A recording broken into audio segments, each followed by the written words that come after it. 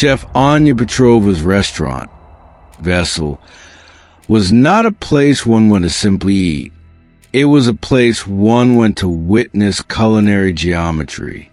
Her plates were canvases of deconstructed concepts, a foam that held the memory of an oyster, a gelée that was a ghost of tomato, a soil made of dehydrated olive and malt. It was brilliant, precise, and breathtakingly cold.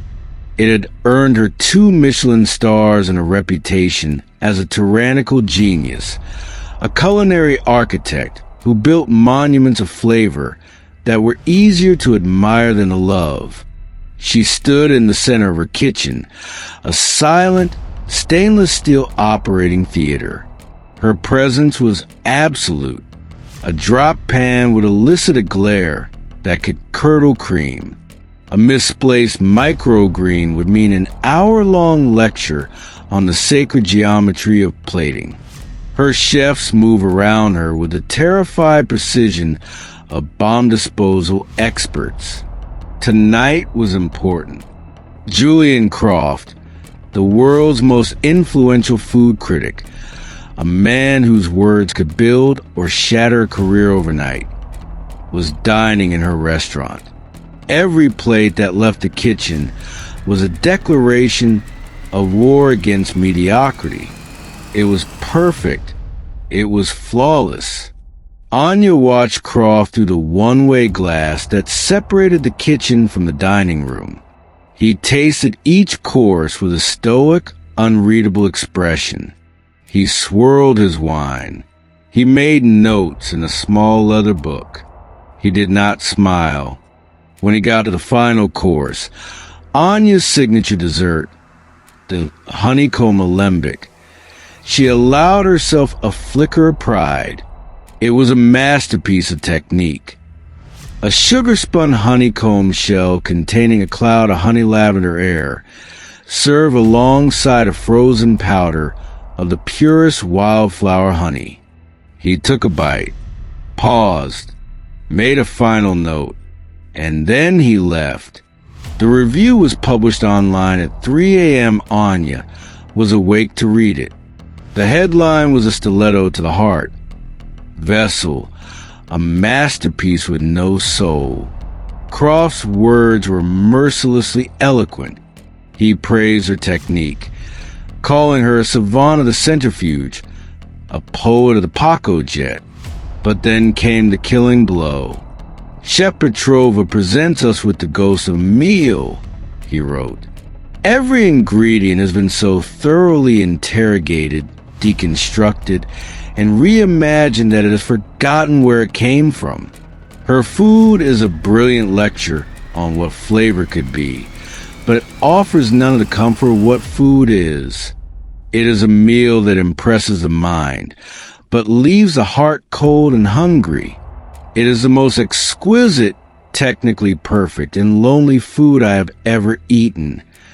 The review went viral. By sunrise, her investors were calling.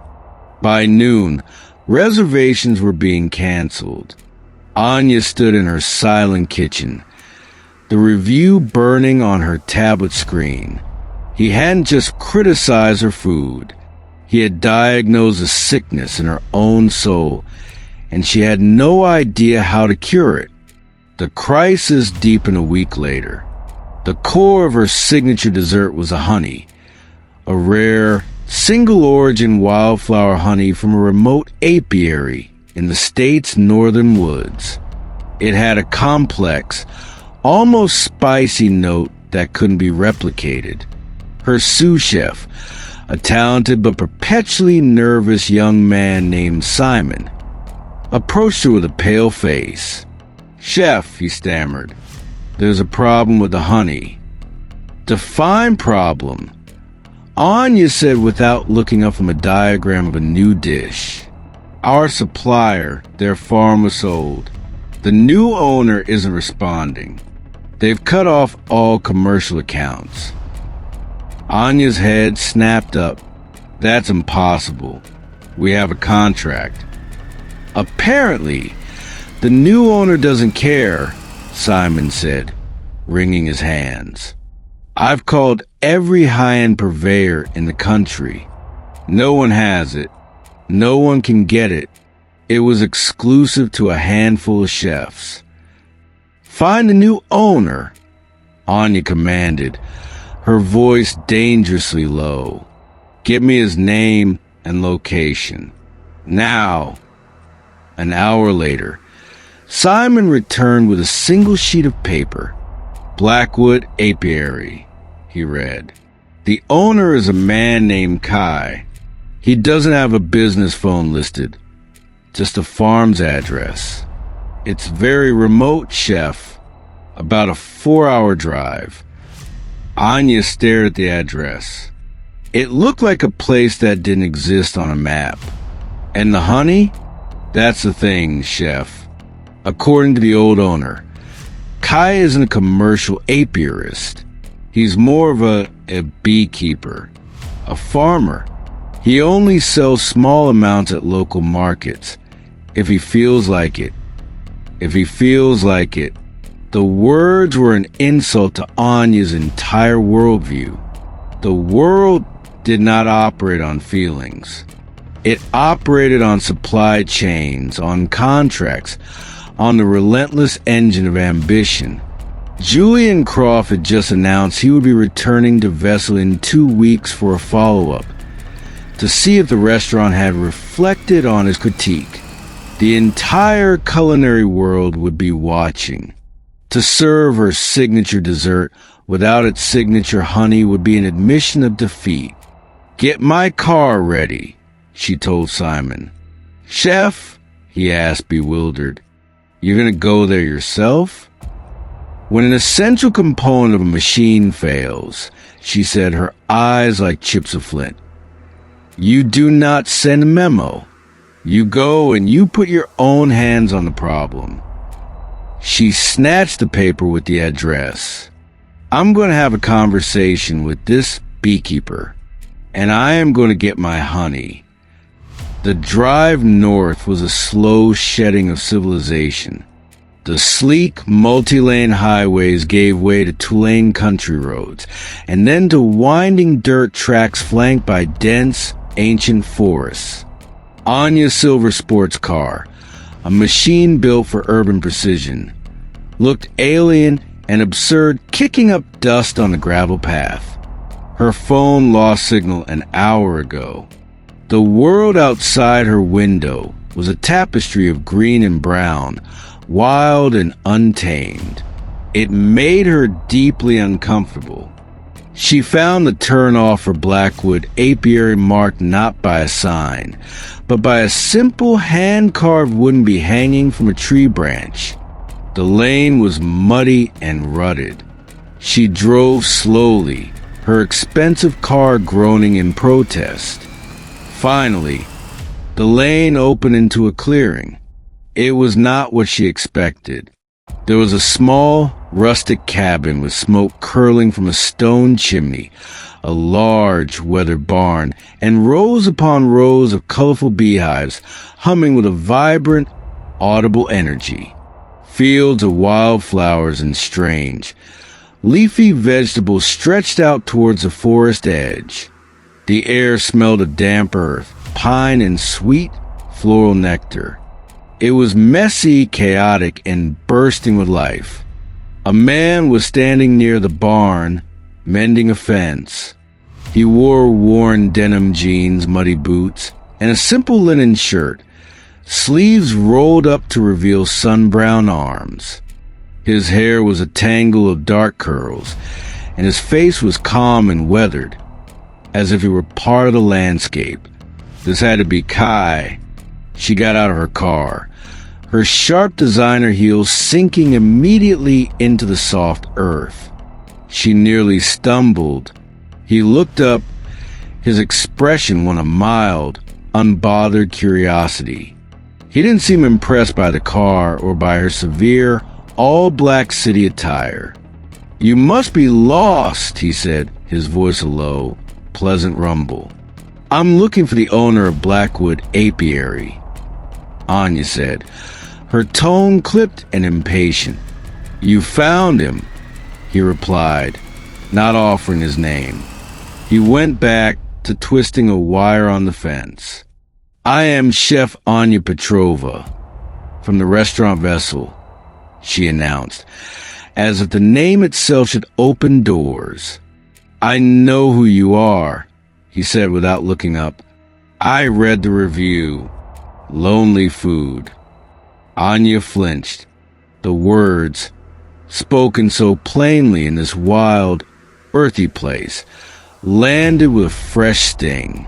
I am here to procure a supply of your wildflower honey. My usual order. I'm prepared to pay a significant premium for the inconvenience. Kai finished with the wire, tested the fence post, and then finally turned to her, wiping his hands on his jeans. He looked her directly in the eye, and his gaze was unervingly clear.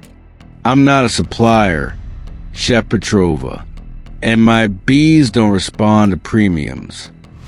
Everything responds to a premium, she retorted. It's a matter of finding the right number. He actually smiled then, a slow, genuine smile that seemed to start his eyes. You really believe that, don't you? He gestured to the humming hives. You think I can walk over there and tell them to work harder because a famous chef is offering them a bonus?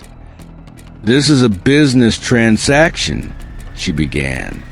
No, he interrupted, his voice still gentle but now firm. It's not. You see, you don't want my honey. You want an ingredient. A single, isolated component for one of your formulas. You want to put its soul in a centrifuge and turn it into a powder. He shook his head slowly. My bees work their entire lives to create that. It's the story of this forest, this soil, this specific patch of sun and rain. It deserves more respect than that. Anya was stunned into silence. No one had ever spoken to her this way. I won't sell you my honey, he said. Then he delivered the impossible ultimatum. But I will give it to you on one condition. What condition? She asked through gritted teeth. He looked at her expensive, useless shoes, her immaculate suit, her hands that had never touched dirt. You spend one day here. On my farm. You will work with me. You will put your hands in the soil that feeds the flowers, that feed the bees, that make the honey. You will understand the story before you try to rewrite it. He crossed his arms. One day of your time for the honey that might save your restaurant. That's my price. Anya's pride screamed at her to get in her car and leave. But her desperation was a stronger, colder voice. She needed that honey. She looked at Kai, at the quiet, unyielding challenge in his eyes. He wasn't bluffing. Fine, she spat, the word feeling like surrender. He nodded, as if he'd expected it all along. There's a pair of boots on the porch, and gloves. I suggest you use both. The next hour was the most humiliating of Anya's adult life. She, who commanded a kitchen brigade with the precision of a general, was on her hands and knees in a patch of damp earth, pulling weeds. Her designer suit was back in her car, replaced by a pair of borrowed, ill-fitting overalls. The mud clung to her. A worm crawled over her hand. She shuddered. Kai worked beside her, his movements easy and rhythmic. He didn't mock her clumsiness. He simply worked, occasionally offering a quiet piece of advice. Don't just pull the top, he said, noticing her struggle. You have to get the root. Feel for it. The earth will tell you where it is. The earth isn't telling me anything, she muttered. That's because you're not listening, he replied calmly. You're trying to command it."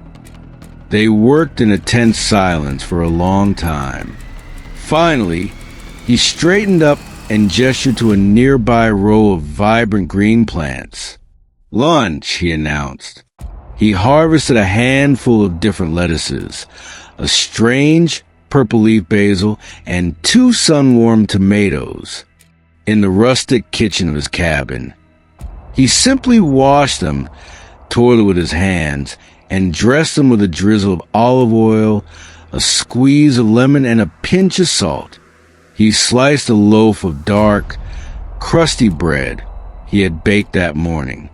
They ate at a simple wooden table on his porch, overlooking the humming fields. Anya took a bite of the salad. The flavor exploded in her mouth, peppery, sweet, earthy, alive. It was complex, dynamic, and utterly, breathtakingly simple. It was more real than anything she had created in her lab-like kitchen. "What is this?" she asked, genuinely stunned. "It's lettuce," he said with a small smile. "And a tomato. This is what food tastes like before it has an idea imposed upon it." She looked at the salad, then at him. "Your soil, it's different." "The soil isn't different," he said. "It's a community. The vegetables, the weeds you were just cursing, the worms, the microbes, they all work together. My job isn't to control them. It's to help them have a better conversation." Anya ate the rest of her lunch in a thoughtful silence. She was beginning to understand that the ingredient she had come for was not the honey. It was something else entirely, something she hadn't known she was starving for.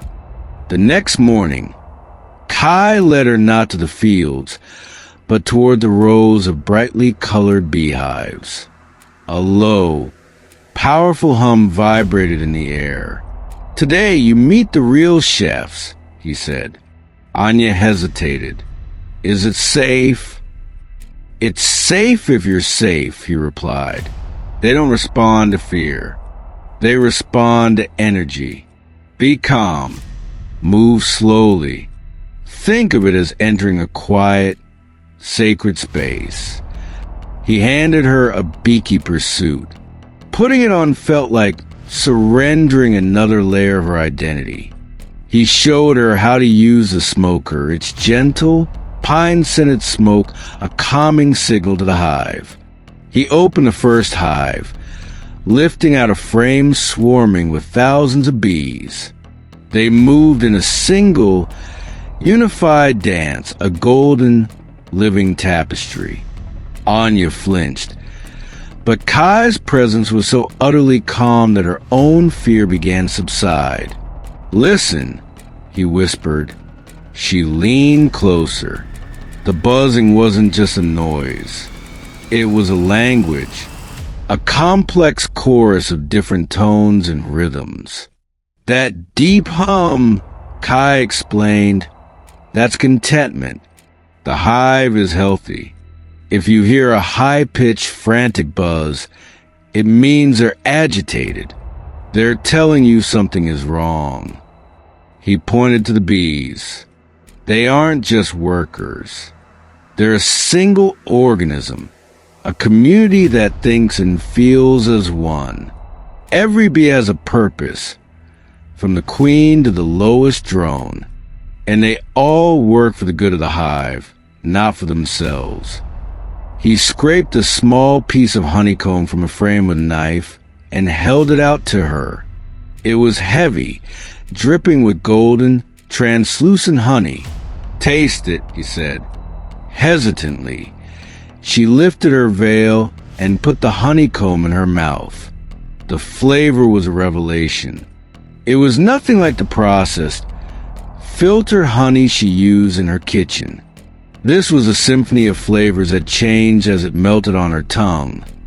First the bright sweetness of clover, then the spicy note of the wildflowers, followed by a deep, earthy, almost resinous finish from the pine trees.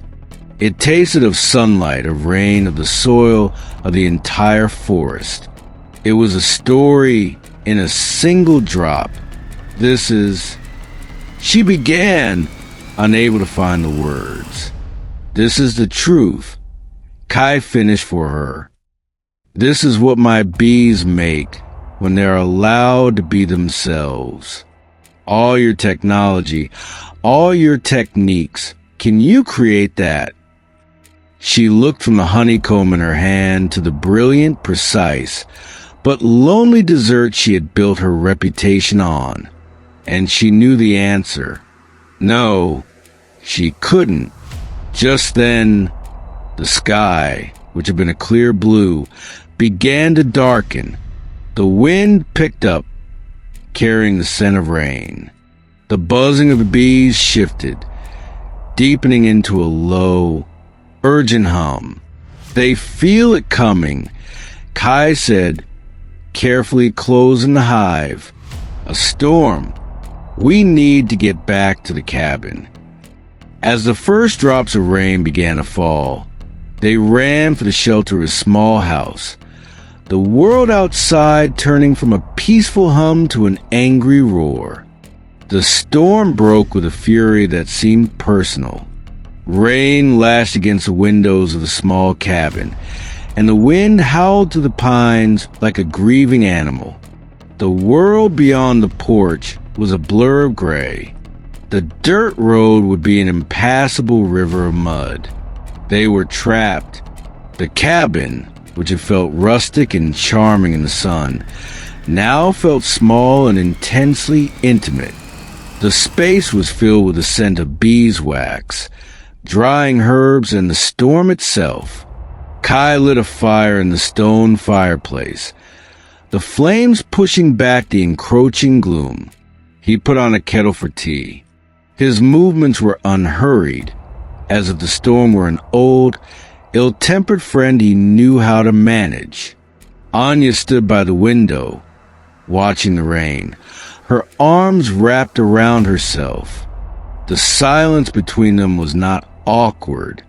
It was heavy with the things they hadn't said. "You're not afraid of much, are you?" she finally asked, her voice quiet. Kai handed her a steaming mug of herbal tea. "I'm afraid of plenty," he said. "I'm afraid of blight. I'm afraid of a world that forgets what real food tastes like. I'm afraid of not being a good enough father." The mention of a child surprised her. "You have a child?" "A daughter," he said, a gentle warmth entering his voice. "Her name is Willow. She's 7. She lives with her mother in the city during the school year. This farm, it's as much for her as it is for me. I want her to know where things come from. I want her to have roots." He sat in a worn armchair by the fire, his posture relaxed. "What about you, Chef? What are you afraid of?" "I'm not afraid," she said automatically, a reflex born of years of practice. Kai just looked at her over the rim of his mug, his gaze knowing. He didn't challenge her. He just waited. The lie crumbled under his patient silence. "I'm afraid," she admitted, the words feeling foreign and rusty, "of being forgotten, of building something magnificent that no one loves." She thought of Julian Croft's review, "Lonely Food."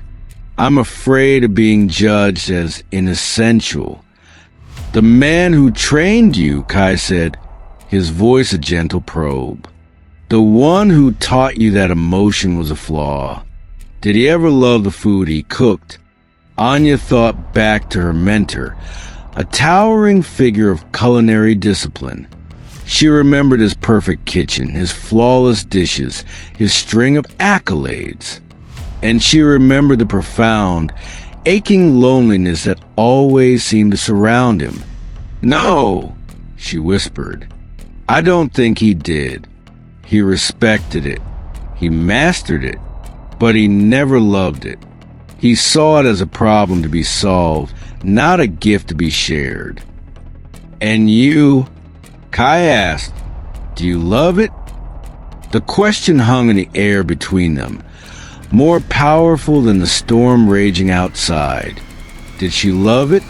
She loved the challenge, the precision, the control, the victory. But love? Love was messy. It was unpredictable. It was everything her cooking was not.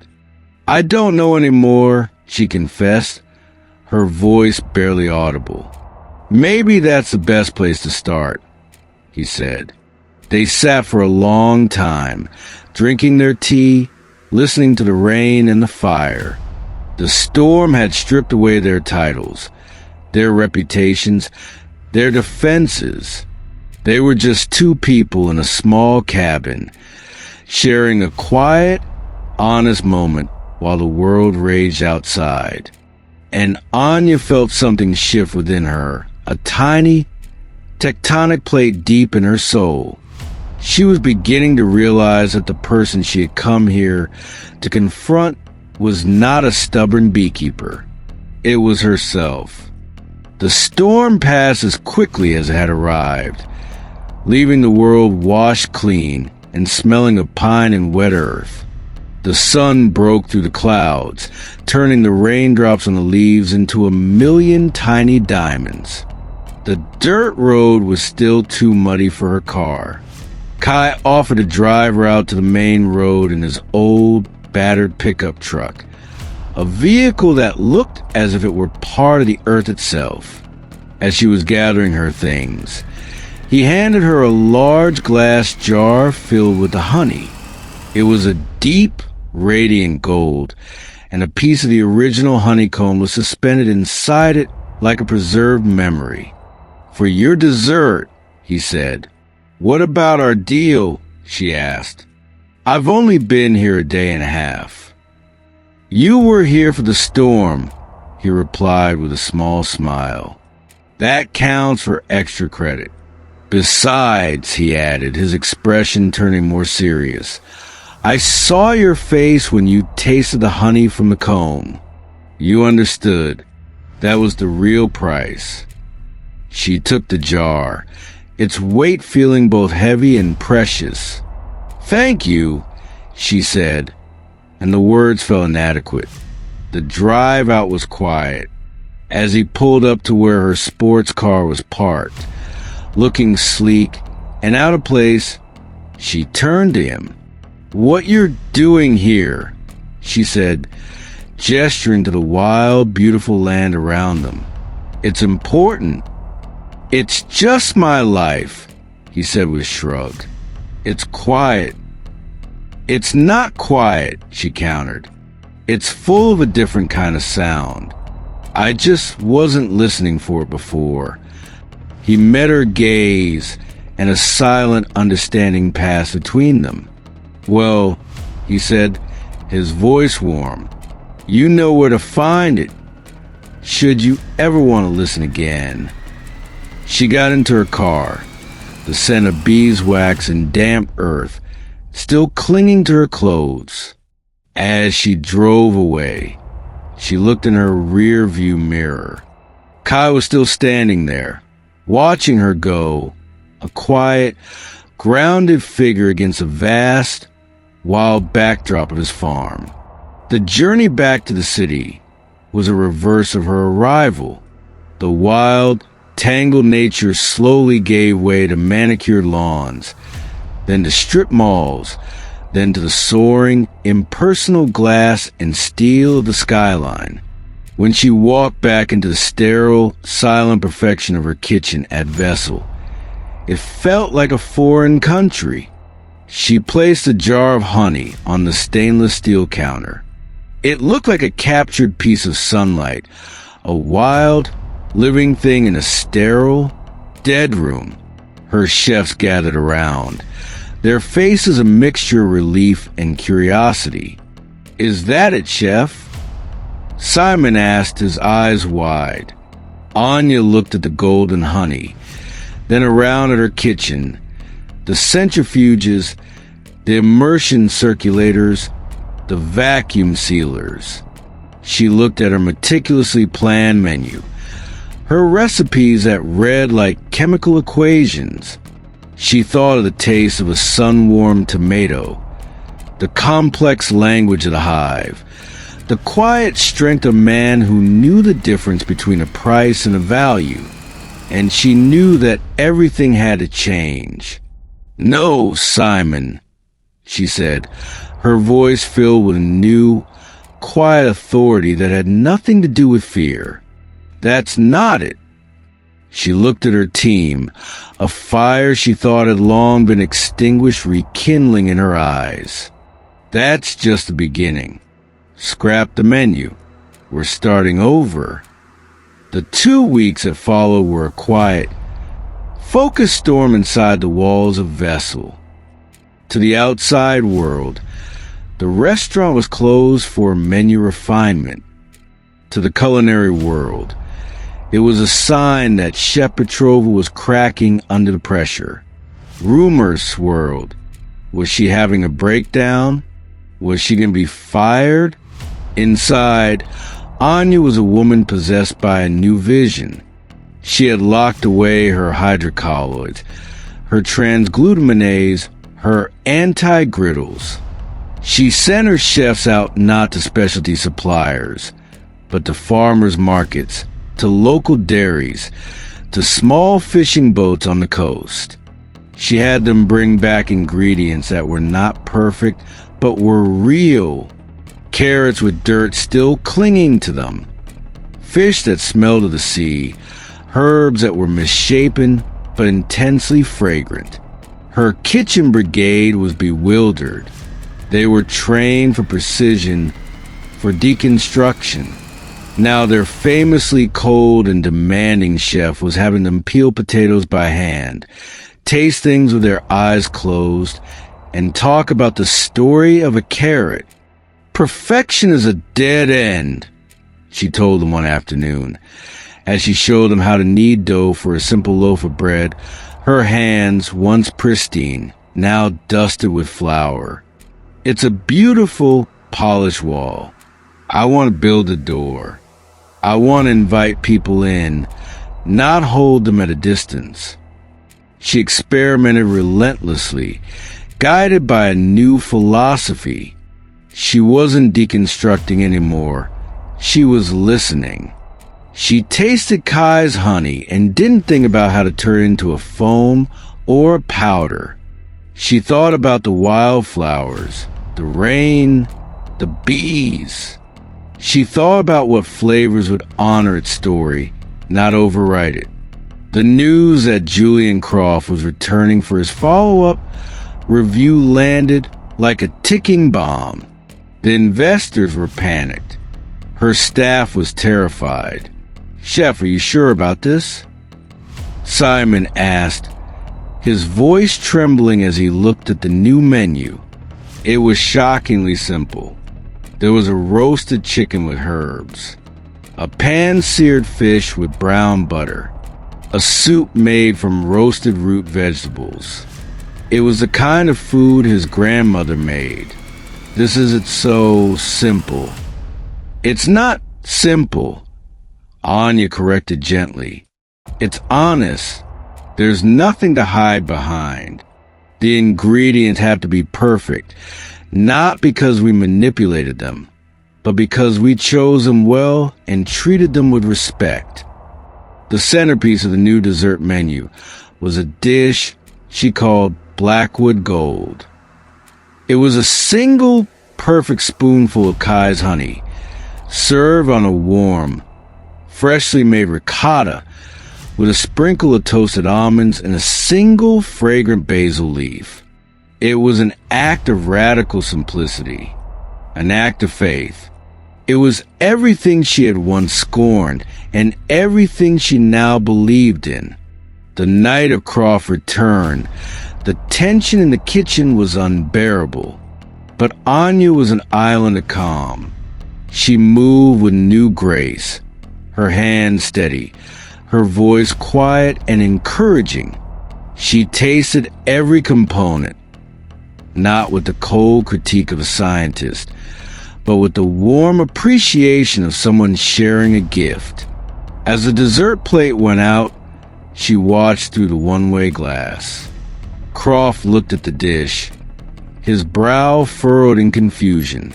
He was expecting another architectural marvel. This was just honey and cheese.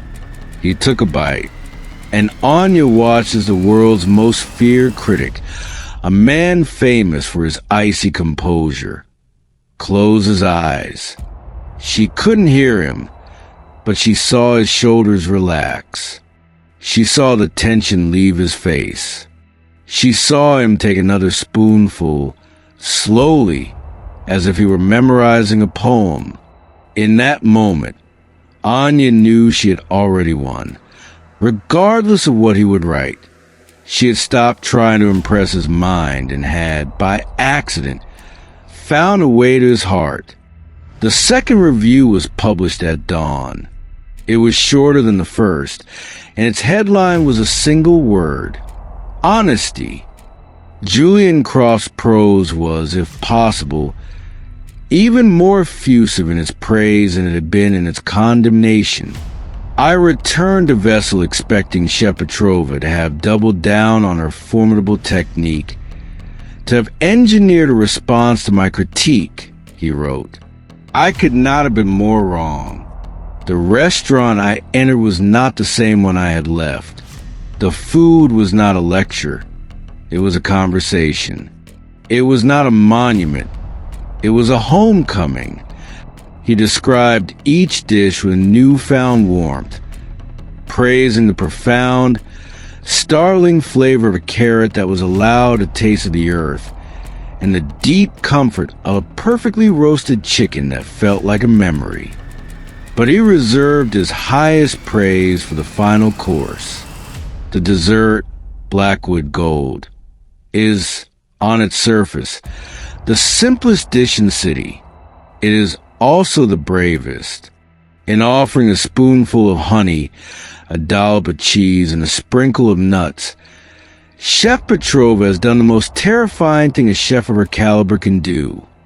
She has disappeared. She has erased her own formidable ego to allow the ingredients to tell their own story. And their story is magnificent. He concluded, I once called Chef Petrova's food lonely. I take it back. Her new food is an invitation. It is a reminder that the most profound culinary experiences are not born in a laboratory, but in the soil and the hive, and in the heart of a chef who has had the courage to find her way home. The first star was for her technique. The second was for her ambition. The third, which she will surely receive, will be for her soul. The culinary world erupted. Vessel became the most sought-after reservation on the planet. Anya received her third Michelin star. The investors who had been ready to fire her were now calling her a visionary. But as she stood in her gleaming kitchen, surrounded by the accolades and the praise, the victory felt incomplete. There was one person she needed to share it with, and he wasn't in the city. She closed the restaurant for one night, a move that sent shockwaves through the industry. She didn't issue a press release or an explanation. She just got in her car and started driving north. She wasn't bringing a business proposal or a contract for a permanent supply of honey.